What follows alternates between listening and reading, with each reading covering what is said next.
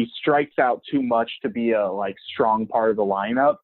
So until he either figures that out and figures out how to put the bat on the ball more, or there's just an opening for him, I just don't see him playing every day. I just looked at Jason Hayward's contract, and it's ridiculous. I almost lost my dinner.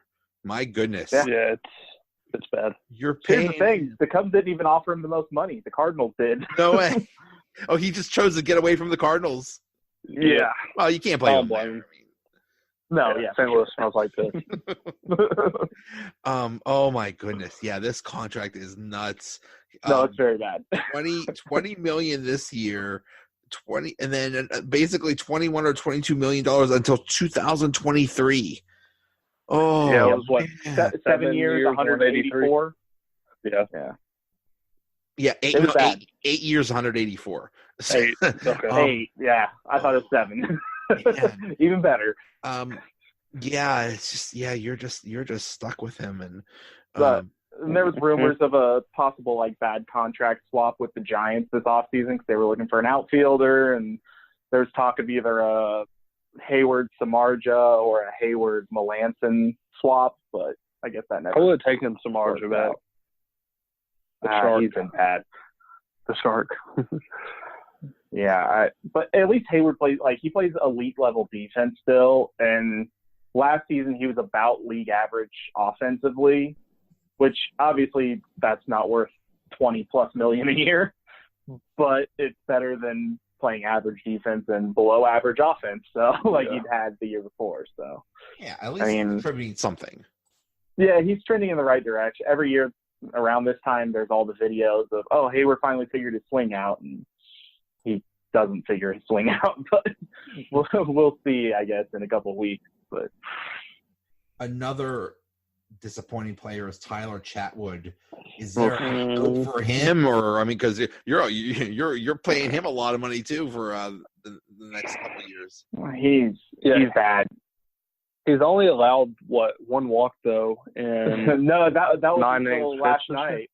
He pitched 9 innings through the first inning last night, and he had only allowed 1 walk. Last year, we did a thing on our podcast where we were tracking his innings to walks ratio, and he finished up with just about, I think it was 1 walk away from 1 walk per inning.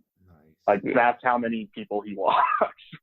And last night he ended up walking 2 or 3 guys, so that kind of shot that to hell. But he's bad. He's got great stuff, and when he has command, he's unreal. The problem is he very rarely has command. Nope. It's a terrible contract. He's so bad that when I look up projections, he doesn't even show up. No, he's not going to be in the rotation. He's going to be in the bullpen. He's going to be in the bullpen, and he's going to be far towards the end of the bullpen. Break class in case of emergency type stuff when you're down 13-1 in the 4th inning. Yeah, play. He's that guy. Put him in there for mop up. There you go. Yeah. Unfortunately, the Cubs have about 4 of those guys in the bullpen. So between him, Dunsing, Kinsler, am I forgetting anyone, Josh? I think so. Yeah. Those 3 are bad. Who's going to be the closer? Strop. I mean, I'm all for Strop. I've been a Strop guy for as long as I've lived. I've always loved Strop, and I've defended him on the internet. He's the Cubs' best reliever in franchise history, and it's not particularly close. But it's either him or Morrow. The problem is Morrow's never healthy. Yeah. But past them two, you got C.J. Edwards, who's got great stuff. Injured, but again, he's injured right now, but he has command issues.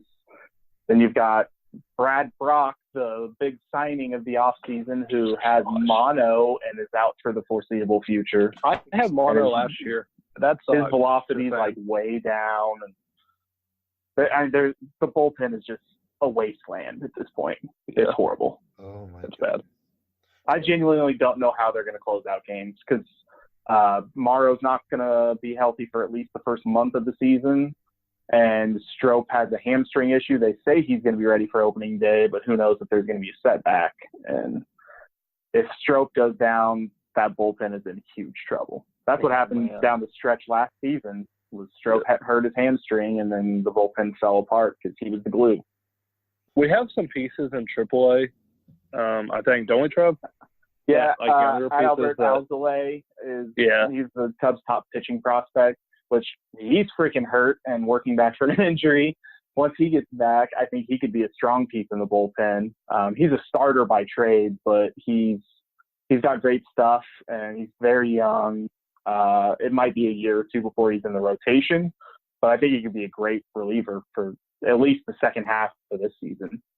And then Dylan Maples, if he can find his command, which he's had a great spring, but the Cubs just don't have a lot of pitching depth. What about the rotation? It looks like I'm excited. In theory, it could be really. You got to figure Yu Darvish is going to bounce back.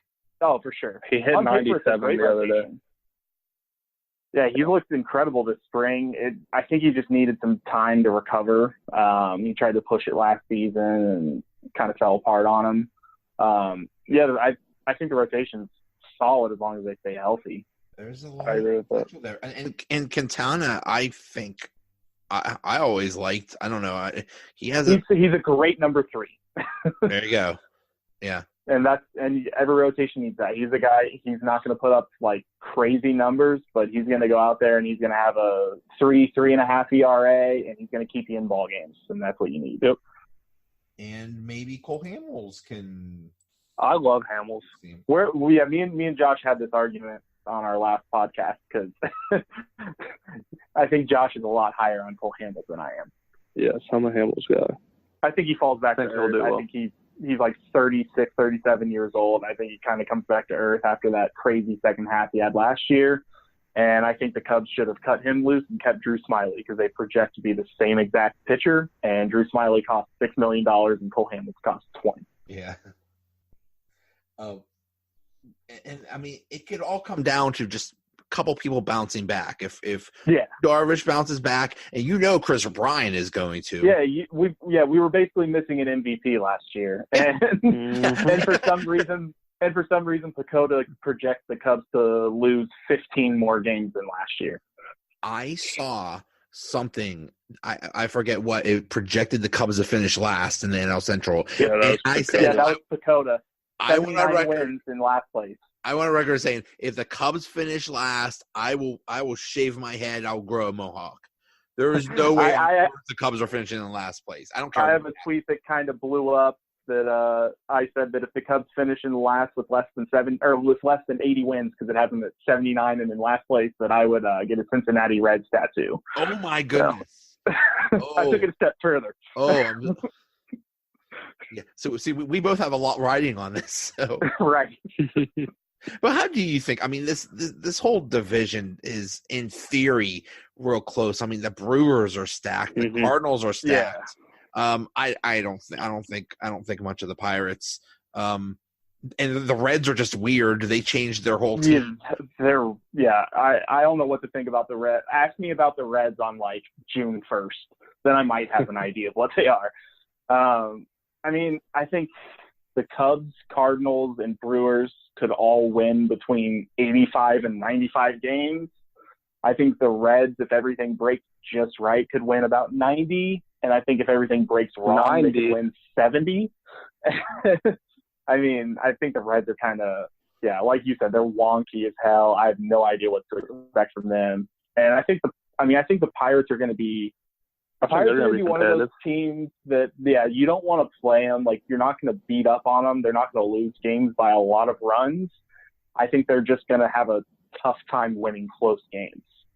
They're just a step behind everyone else. Yeah. Their offense is not great, and they have no depth anywhere. So, I mean, if someone gets so much as a paper cut, the whole team is collapsing.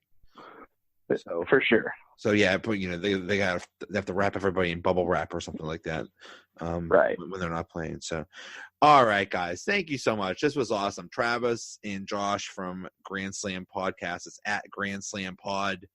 Thank you so much. This was awesome. Yeah, thank you. Thanks for listening. We'll be back tomorrow with another episode. I welcome back Chris Carter, and we talk about everything going on with the Steelers. Thanks again to Josh and Travis from the Grand Slam podcast. Talk to you later. Another episode is in the bag.